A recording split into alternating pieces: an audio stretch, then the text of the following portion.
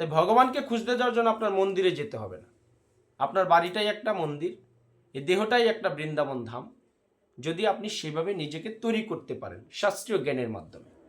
কলিযুগে শাস্ত্র ছাড়া কিচ্ছু হবে না। মনোধর্ম, অনেকে আজকে সমাজে একটু ধর্ম প্রচার করলে বা মানুষের একটু উপকার করতে পারলে, মানুষ যদি তাকে একটু সম্মান করে, নিজেকে আজকে ভগবান হিসেবে জাহির করে। শাস্ত্রে সেটাই বলছে যে ভগবানের সমকক্ষ কেউ নয়, দেবতারাও নয়, ঋষিরাও নয়, কিন্তু তাকে কেউ জানতে পারে না। কিন্তু ভগবানকে আমরা এত কিছু যদি সেবাও করি, তাকে সঠিকভাবে আমরা জানতে পারবো না। জানতে কখন পারবো? ভক্ত দুই ধরনের হয় ভগবানকে জানার জন্য, বৈদিক ভক্ত আর রাগ অনুরাগ ভক্ত। যারা শাস্ত্র আলোচনার মাধ্যমে জ্ঞান অর্জন করছেন তারা বিধিভক্ত, বৈদিক, বিধিনিষেধ। আর রাগ অনুরাগ হলো আপনার নিজের তাগিদায় ভগবানকে সেবা করা। একটা হলো শাস্ত্র জেনে সেবা করা, গুরুদেব বলছে আপনি ভগবানকে সেবা করেন, একটা সেবা করা, আর আপনার মন থেকে সেবাটা আসা, বিধিভক্ত আর বৈধিভক্ত। আর দ্বিতীয় হলো রাগ অনুরাগ ভক্ত। তাই আপনি কি ধরনের ভক্ত হবেন সেটাকে আপনাকে বেছে নিতে হবে। ভক্তরা মাতাজিরা, সংসারে নিত্য কর্মের পাশাপাশি আমরা ধর্ম করতে পারি, আমাদের অনেক সময়, প্রচুর সময় আমাদের হাতে, কিন্তু আমরা হেলায় অবহেলায় সেই মূল্যবান সময়গুলো নষ্ট করে দিচ্ছি। চায়ের দোকানে আড্ডা মারছি, একসাথে বসে টিভি দেখছি, ঘন্টার পর ঘন্টা মোবাইল ঘাঁটছি, কিন্তু সেই টাইমগুলো যদি সীমিত করে আপনারা করেন, আনন্দ বিনোদন প্রত্যেকটা জীবের প্রয়োজন, কিন্তু আমরা কি করছি? ভগবানকে ভুলে, ভগবানের সেবা ভুলে, সঠিক সময়ে যেটা করব সেটা না করে আমরা শুধু আনন্দ ফুর্তি নিয়ে আছি, যার কারণে আমরা জগতে কেউ সুখে নই। মানব জীবনের কিন্তু প্রকৃত উদ্দেশ্য এটা নয় যে আমি আজকে ছেলেকে ডাক্তার বানাবো, মেয়েকে ব্যারিস্টার বানাবো, দোতলা তিনতলা বাড়ি বানাবো, হ্যাঁ, একটার পর দুইটা তিনটে দোকান করব, চারটে পাঁচটা গাড়ি করব। মানব জীবনের প্রকৃত উদ্দেশ্য এটা নয়। মানব জীবনের প্রকৃত উদ্দেশ্য হচ্ছে আপনার নিজেকে মুক্ত করতে হবে। মানব জীবনের প্রকৃত উদ্দেশ্য হচ্ছে যে আমি যেখান থেকে এসেছি আমাকে সেখানে যেতে হবে। ভাড়া বাড়িতে আছি, আমাকে আসল বাড়িতে যেতে হবে। তাই আসল বাড়িতে যেতে হলে কি করতে হবে? আপনাকে সঠিক পথে চলতে হবে। সারাদিন শুধু এটা করব, সেটা করব, এটা খাবো, সেটা খাবো, এগুলো নাই।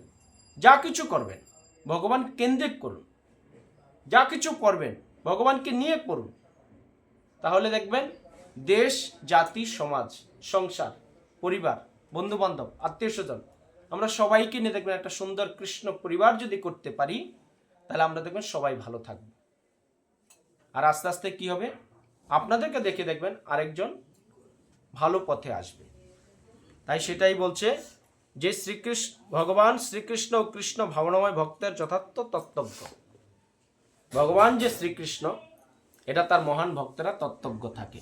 তা কৃষ্ণ নামটা কীভাবে? মহাপ্রভু যখন ঝাঁসিখণ্ডে, তিনি যখন দক্ষিণ ভারতে এই ধর্ম প্রচারে গেছেন, তখন তার সাথে দুজন ভক্ত ছিল।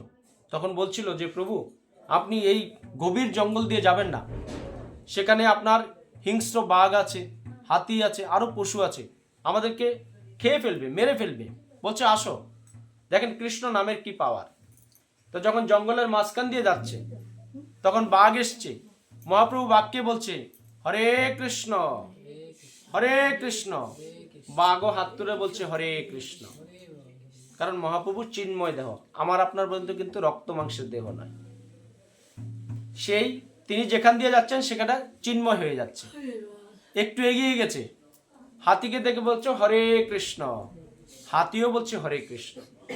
তো এইভাবে যেতে যেতে যেতে যেতে তিনি যখন শৌনক ঋষিদের কাছে পৌঁছলেন আস্তে আস্তে, তো সেখানে গিয়ে মহাপ্রভু যেন উন্মাদের মতো সন্ন্যাস দীক্ষা গ্রহণ করার পর তিনি নাম প্রচার করছেন, তখন দুই একজন এরকম মহাপ্রভুকে দেখে হরে কৃষ্ণ বলছে। তো এবার দুই একজন করতে করতে কি হয়েছে? পাগল হয়ে যাচ্ছে। যেই কৃষ্ণ নাম নেয় সে আরেকজনকে দেখে বলে কৃষ্ণ নাম। তো এবার কি হয়েছে? অন্যান্য লোক বলছে যেহেতু মহামারী হয়ে গেছে, ছোঁয়াচে রোগের মতো, আমি আপনাকে বলছি হরে কৃষ্ণ, আপনিও বলছেন আরেকজনকে হরে কৃষ্ণ। তো এইভাবে গ্রামের দু একজন যখন গ্রামে গেছে, এক একটা গ্রামকে বলছে, পুরো গ্রাম হয়ে যাচ্ছে হরে কৃষ্ণ। এবার পাশের গ্রাম বলছে যে ওই গ্রামে কি হলো, সবাই দেখি কৃষ্ণ ধ্বনি আসছে, তাহলে গিয়ে দেখি। এবার ও পাশাপাশি গ্রামের দু একজন এসছে, তো তাদেরকে দেখে বলছি হরে কৃষ্ণ, তারাও বলছে হরে কৃষ্ণ।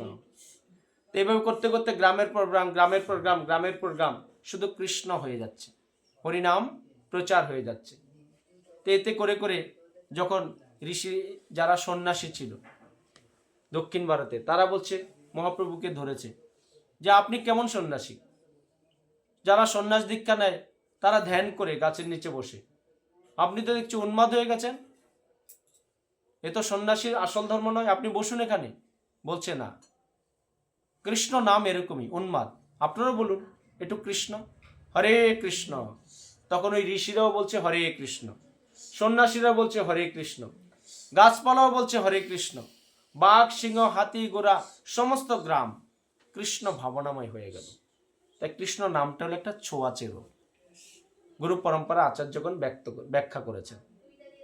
যেমন আমি মন্দিরে গিয়ে শুনলাম হরে কৃষ্ণ, আমিও সবাইকে বলি হরে কৃষ্ণ। এখন আমি যখন এই দোকানে বসি, সারাদিনে দেখেন তো মাতাজিরা নাই নাই করে 150-200 লোক যে দেখে সেই বলে হরে কৃষ্ণ। এবার যে আমাকে বলে গেল, পাশের জন শুনলো, সে আবার পরের দিন বলে প্রভু হরে কৃষ্ণ। আবার সে যখন বলল আরেকজন শুনলো, আবার 4 দিন পরে বলছে প্রভু হরে কৃষ্ণ। তা কৃষ্ণ নামটা হলো প্রচার। আপনি যদি প্রচার না করেন তাহলে কৃষ্ণ নাম কখনো প্রসারিত হবে না। আজকে নামটা হারিয়ে গেছে, তাই হারানোর নামকে প্রচারের জন্য প্রভুপাদ আমাদেরকে ইস্কনের মাধ্যমে একটা সুন্দর পরিবার তৈরি করে দিয়ে গেছেন। আমরা যার কারণে আমিও গৃহস্থ নিত্যকর্মের পাশাপাশি আমিও নাম প্রচার করছি, ভগবানের বাণীগুলো প্রচার করছি ভক্তরা মাতাজিরা। তাই আমরা যে মাতাজি আমাদেরকে ছেড়ে চলে গেলেন এই পৃথিবীর মায়া ছেড়ে, তিনি যে জনিতেই থাকুক, তিনি যেন সুস্থ থাকেন, ভালো থাকেন, ভগবান যেন তাকে কৃষ্ণ ভাবনাময় করে তোলে যদি মানব জীবন পেয়ে থাকেন। আর তিনি যদি তার কর্মের দ্বারা অন্য জনিতে গিয়েও থাকেন, তিনি যেন সেখানে গিয়েও ভালো থাকেন। আজ দেখেন মানুষই শুধু কৃষ্ণ নাম শ্রবণ করছে না, যখন কৃষ্ণ নাম হয় তখন এত ছোট ছোট পিপিলিকা বা ক্ষুদ্র প্রাণী আছে আমরা যেটা খালি চোখে দেখতে পাই না। আমাদের তো দিব্য দৃষ্টি নয়, আমাদের চোখের পাওয়ার কিন্তু বেশি দূরত্ব নয়, তাই না? তাই এই সবাই কিন্তু মুক্তি পাচ্ছে। এজন্য উচ্চস্বরে হরিনাম করলে কি হয়, আশেপাশে যারা শ্রবণ করবে তারাও আপনার সাথে উদ্ধার হবে ভক্তরা মাতাজিরা। তাই অকাতরে কৃষ্ণ নাম করবেন। জপের মাধ্যমে নামাচার্য হরিদাস ঠাকুর 3 লক্ষ মালা জপতেন। 1 লক্ষ আস্তে আস্তে, 2 লক্ষ একটু স্বরে, আর 1 লক্ষ উচ্চ স্বরে। তাহলে কি করতেন, যখন আস্তে আস্তে জপতেন তার আত্মার ভজনা হতো, যখন একটু স্বরে জপতেন তখন আশেপাশে যারা ছিল তারা উদ্ধার হতো, আর উচ্চ স্বরে যারা জপতেন দূরে যারা শ্রবণ করতো পশু পাখি কীট পতঙ্গ সবাই উদ্ধার হয়েছে ভক্তরা মাতাজিরা। তাই হরি নামের এত পাওয়ার, হরি ডাকে হরি নামে নামাচার্য হরিদাস ঠাকুর হলো তার জ্বলন্ত প্রমাণ। তিনি কিন্তু স্বয়ং ভগবানের কোলে মারা গেছেন ভক্তরা মাতাজিরা। চৈতন্য চৈতামৃত আপনারা যখন অধ্যয়ন করবেন জানতে পারবেন যে হরিদাস নামাচার্য ভগবানের কোলে তিনি মাথা রেখেছেন, আর চোখে শুধু তার বদনখানি দর্শন করেছেন। কারণ কি, এই হরিদাসকে কিন্তু ভগবান শ্রীকৃষ্ণের শাস্তি দিয়েছেন। দাপরে যখন ব্রহ্মা ভগবানের চরণে অপরাধ করলেন তখন বলছে তুমি কলিযুগে যবনকুলে যাবে, আর গিয়ে তুমি নাম প্রচার করবে। ব্রহ্মাও কিন্তু অনেক চেষ্টা করেছিল এই গোলকের প্রেমধন হরিনাম সংকীর্তন প্রচার করার জন্য, কিন্তু ব্রহ্মা পায়নি। কারণ ভগবান এটা ভেবেই রেখেছে যে আমি স্বয়ং ভক্তরূপে এসে কলিযুগের অধপতিত মানব জীবনকে উদ্ধার করব শুধু এই সহজ মন্ত্র দিয়ে, হরে কৃষ্ণ কৃষ্ণ কৃষ্ণ হরে হরে, হরে রাম রাম রাম হরে হরে। এই 16 নাম 32 অক্ষরের মাধ্যমে আমাদের মুক্তির রাস্তাটা আমরা খুঁজে পাবো। তাই ভক্তরা মাতাজিরা, এই ভাগবতীয় কথা, এই ভাগবত দামে এসে আমার কথাতে আপনারা যদি কোনো আঘাত পেয়ে থাকেন, বা আমি যদি ধর্মীয় কথা কোনো ভুল ব্যাখ্যা দিয়ে থাকি, কারো মনে একটু আঘাত লেগে থাকে, আপনারা সেটা ক্ষমা সুন্দর দৃষ্টিতে দেখবেন। সবাই ভালো থাকুন, সুস্থ থাকুন, সদা কৃষ্ণ চেতনা কৃষ্ণ ভবনায় জাগ্রত থাকুন। আর আমরা সবাই চলে যাব, তাই থাকতে আমরা অন্তত হরিনামটা করি। মরে গেলে আপনার কানের কাছে হরিনাম দিলে এই হরিনাম মূল্যহীন। থাকতে করুন, হাতে কাম মুখে নাম, তবেই আমরা খুঁজে পাবো ভগবানের ধাম। তাই সহজভাবে আমরা হরিনামের মাধ্যমেই মুক্তি পেতে পারি। সবাই ভালো থাকুন, সুস্থ থাকুন। এটাই গৌর প্রেমানন্দে, হরে কৃষ্ণ। জোকার